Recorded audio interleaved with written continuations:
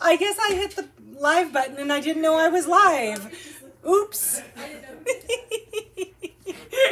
Hi, it's Darlene from Featherweight Doctor. I am apparently not not with it today. I apologize. Let's see here.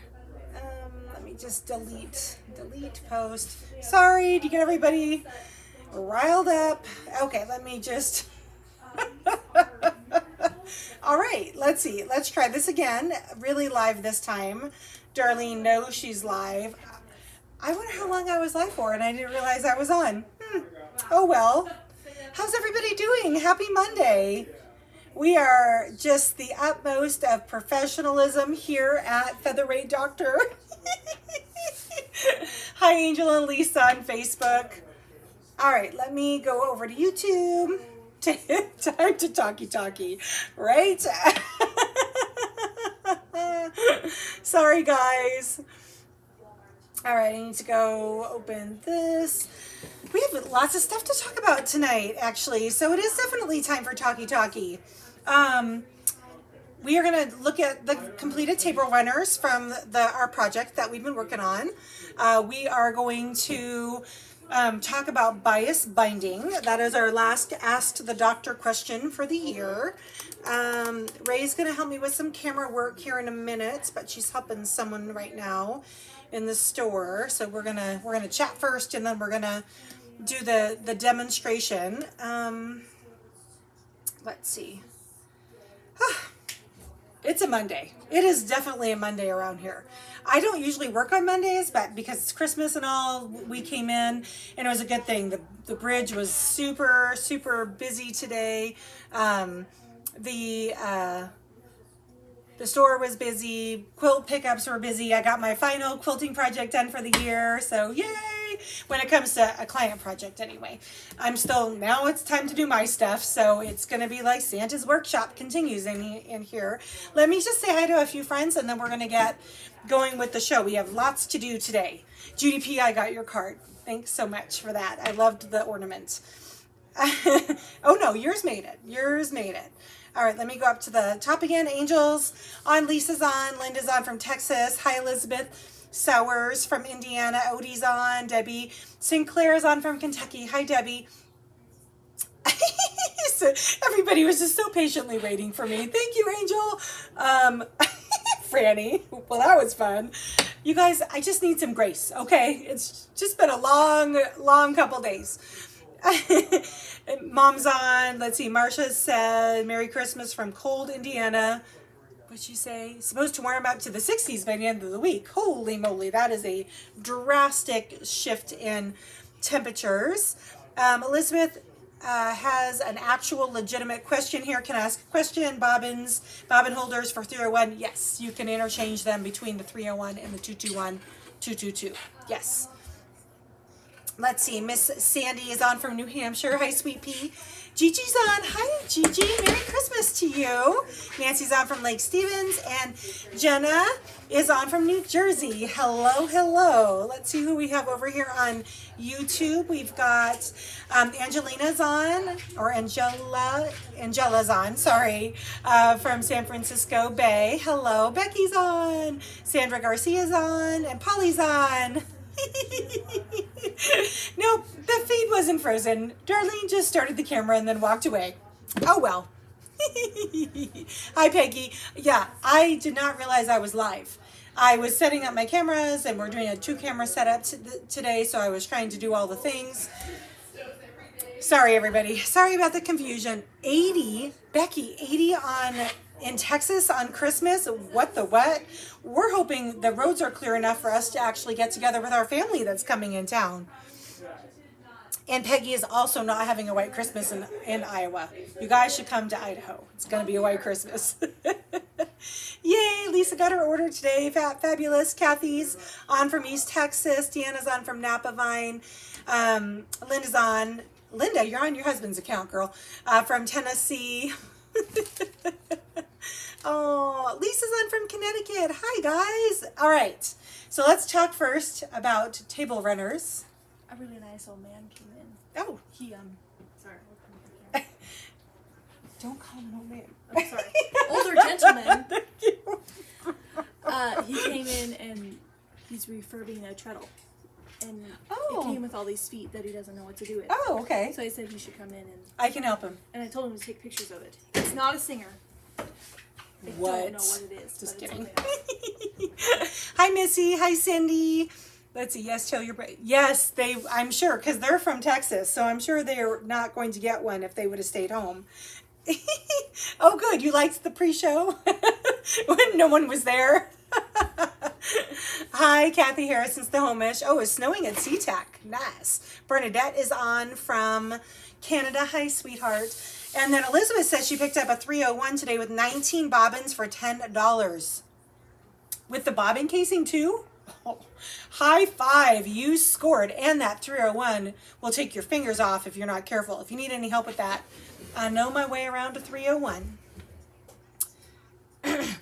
A treadle that is not a singer. I don't think it's rare. There are actually whites, domestics. What was the other one? Their Foff made a treadle. So there are other ones. Hi, Margaret from Brooksville, Kentucky. Thanks for joining us tonight. Oh, you poor Texans. Low 65, high of 81 predicted in Houston on Christmas. We lived in the Valley of the Sun in Phoenix for 4 years, and it never felt like Christmas at Christmas. It really didn't. Hi, Patty from California. So I had a neat gal reach out to me. Oh, New Home also made a treadle. You're right, Jenna.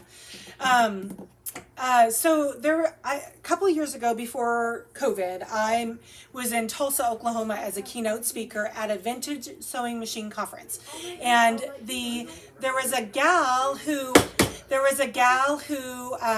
gave me a ride from the conference back to the hotel. She was there volunteering. She works for Walmart. She does some new store openings. And she was in the Walmart there in Tulsa. She was a very big sweetheart. Bernice Short, if you're watching, you were such a dear to give me a ride back to my hotel and back to the conference from the museum that I was looking at. And she's going to be up here in Idaho for a couple months setting up something in southern Idaho. So I'm hoping we get to run into each other. That would be really cool to see her again. I had one of my old men what? Gloria Ann, what are you talking about, girl? I bet she does run. Hi, Kim from central Manitoba, Canada. Hi. Frosty negative 10 degrees Fahrenheit. Good night, girl. That sounds cold. I'm complaining and it's 27 outside. I can't imagine. Elizabeth Sowers, you hit the jackpot, girl. I just bought a 301 for my little mentoree, Maria, who makes some of our pre-made goods, and I think I paid $200 for her 301. So good job. Good job. Polly says it's cold in UK too. Okay, let's celebrate the table runners. I'll show you mine. It's done. It's not bound yet, but it's quilted. So let's go to, this is Diane Rodriguez's table runner. Look at her colors. I love how rich that is. So she's already quilted and bound. So way to go, Diane. Nice job. And then we also, now this one is coming from Dorina Becker. She is a fan that I actually got to meet locally here when we were moving. And Dorina sent me this picture on December 3rd. She saw the program. I sent the link. She downloaded it and made it the next day. So this was someone's Christmas gift. She said she needed a quick Christmas gift. And so the table runner made for easy work. So way to go, Dorina. Hi, Mary Carnes. Thanks for joining us. And this one is Mom-in-law Nancy's. She did it for spring. This is not obviously a Christmas table runner, but look at how nice hers turned out. I really love to see everybody's different color palettes. I think it makes it really, really, really sweet. Everybody's interpretation of the same pattern and how totally different they look. And then last but certainly not least, Miss Sandy Martin's table topper. Look, she has a Christmas little scene on it. Isn't that sweet? From Pleasanton, California. Sandy, I love, love, love your color palette as well. So way to go, girls. Thanks for sharing those with us. It makes me so happy that like we're all kind of like this cool club and we all get to kind of celebrate each other's finished projects and learn things together. It's pretty cool. Pretty cool. So, aren't they pretty, Lisa? I know. Makes me totally happy. All right, what we're going to do next is we're going to talk about binding because I did an apple core quilt for a client recently, and there was some little reminders that well, first of all, I had to finish assembling the apple core quilt. Talk about a humbling experience. I forgot how much of a pain in the tail sewing curves are. I think I pulled it out 3 times. So I thought we'd talk about bias binding tonight. So you're going to meet me over the cutting board. Ray's going to hold the camera for me. So let's do this. Let's see here. So I'm going to meet you over the cutting board. All right. Hi, guys. Okay, so if you're commenting, I can't see right now. So an apple core quilt, can you guys hear me okay? I hope you can hear me okay. Looks like this. An apple core quilt looks like this. And notice how we have inside and outside curves. The binding is actually not all that complicated, but you do need to cut it on a bias. And I thought I would go over how to do that. So let me pull up, and what I mean by bias is this is the leftover binding. See how stretchy it is? It has a lot of give and flex to it. And then this is here's the binding for, my table topper. Let me show you my table topper. You guys ready? Dun, dun, dun, dun. All done. Turned out lovely. So I'm getting ready to bind this, and I can do the table runner with a straight of grain cut. So straight of grain, when we cut our fabric exactly on the grain, there's no give to it at all. It's taut. But when we cut our fabric on a 45-degree angle, we have a lot of give to it. So when you are doing curves, soft curves on or like a double wedding ring, also, you cut your binding on a bias so that way it'll make this nice turn and curve and still lay flat. So I thought I would give a quick demo on how I cut my fabric on a bias. So let me move my actual binding pieces here. Yeah. So what I'm going to do is I've got kind of a hunk of fabric here that's left over from the table runner. And I'm going to go ahead and fold this. Do we have any questions over there? They can hear you. Oh, great. So I'm going to fold this on the 45-degree angle here, and then I'm going to just keep folding. Now, if you had a yard of fabric, obviously you would keep, it would be a yard. Oh, that's another thing too I wanted to mention, was that cutting fabric on a bias for a binding, you will use less or more fabric. So whatever your instructions call for, you need to add to it. So see how I have a couple of 45-degree angles here? I basically have made a bit of a tube. What you're going to do is you're going to make a straight cut. So you want to line up to one of your folds here. I know, I'm cutting towards myself. Bad girl. And then you're just going to start cutting your sub cuts of 2.5 inches. So you can see though that I have one thing, but on a bias, see how stretchy it is. So that's what you're basically going to do. You're just going to start working yourself across your tube like this until you have as many inches as you need to be able to do your quilt. So that is how you cut a bias binding. All right, I'm going to meet you back over on the table. Okay, let's see. There I am. Okay. So as you can see, you do use a little bit more fabric, but when it comes to sewing a gentle curve with your bias, tape or an inside corner like the wedding ring or an apple core, you kind of are stuck doing it like that. So I have not tried the bias binding on a script die yet, but I bet that would make it a lot easier actually, because you can actually cut several at a time. That would be a lot easier. Let's see here. Oh, Polly says I cheat and use the Singer scissor guide as I cut them to the perfect size. Oh, to the binding foot. Nice. Very cool. Nice, nice. All right. Well, I think that's kind of all I had for you guys. What? Oh, yeah.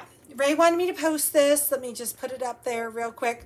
So these are our holiday live event schedule for the rest of the year. We just have one more time together that's guaranteed on Wednesday. We're going to have the oil and vinegar lady join us downstairs. Another boss lady owning her own retail shop downstairs. We are not going to have a sip and sew, obviously, on Christmas Eve or New Year's Eve. So there is no other scheduled, like previously scheduled broadcast for the rest of the year. I probably will be popping on once or twice unannounced because I'm going to miss you guys and I want to say hi and just let you know how it's going with my family. I hope you guys got the newsletter today. I hope you felt that came directly from my heart. I am amazingly blessed because of all of you. So thank you so much for joining me for the past year. I look forward to all kinds of new content out next year. We're going to be doing our sew along. Finally, we're going to be doing our sew along. We're going to be doing and we're going to be redoing Featherweight University in January on Wednesdays. I have all kinds of other fun stuff planned. I'll be in Omaha a couple times, Phoenix a couple times. Whoever else wants to book me to get on a plane, I'll get on a plane. Oh no, someone hit Fran's car last night? I've been hit and run. That is not cool. Linda in Tennessee said, I have a question. My husband picked up a Featherweight 51 anniversary. Is it worth getting it painted? Actually, so the Centennial 1951 machines are especially badged machines, and they have some additional value just because of the special badge on them. So I remember one time my husband and I went toe-to-toe on painting a Centennial. I won. The Centennial that we painted was in such deplorable condition, no one would have purchased it in its current state, so we did end up painting it candy apple red, and it had a new home. Generally speaking, though, we do not encourage people to paint specially badged machines, although the Centennial is the most common of the specially badged machines. So there you go. That's my 2 cents. Let's see, my son learned that it is how I eat. Oh, carrots cut. That's funny. Franny says, I was using my Janome to put on a binding on the quilt and was struggling, so I put on the walking foot on the continual. Yo, yeah. Walking foot is the only way I put my bindings on. Walking foot is definitely the way to go. Hi, Katrina from Omaha. Hello, hello. Oh, I know, right? We did update the address, Missy. Reagan missed it. We sent out our newsletter last month and we missed it again. It is now updated. The address is Sandpoint. The Redmond address is no longer valid, clearly, because I'm in Snow Barren, Idaho. So, Mel. Hi, Joe. Thanks for popping on. All right, well, I will be back here on Wednesday at 4 o'clock Pacific for an interview show, and I want to thank everybody for tuning in. I hope you all have a great rest of your week. If I don't see you before, have a Merry Christmas and a Happy New Year from our family to yours. We'll see you Wednesday, 4 o'clock Pacific, right here on Facebook and YouTube.